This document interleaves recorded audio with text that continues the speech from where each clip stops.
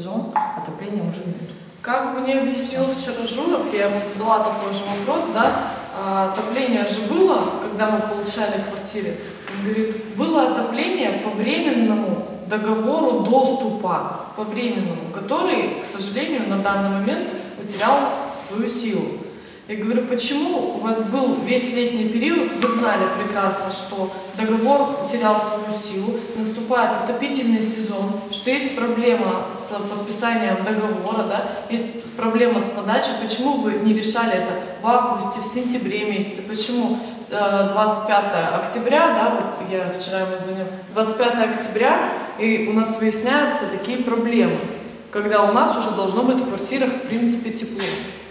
Ну, на что он сказал, что этот вопрос решается уже на протяжении года. Ждали, подождите на следующей неделе. Прошло уже сколько? Больше полгода. Речи воды как не было, так и нет. То же самое с отоплением. Смысла нет.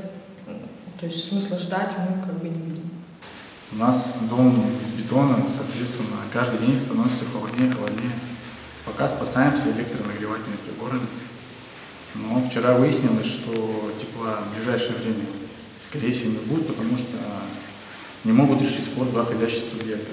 По сути, это теплоснабжающая организация ДГК не может решить вопрос застройщика микрорайона, да, спецстроя. Он уже все обвалится. Здесь уже как бы сухо. То есть это проблема, ну, и с подвалом, и то ли козырек, да, неправильно примыкает, это затекает.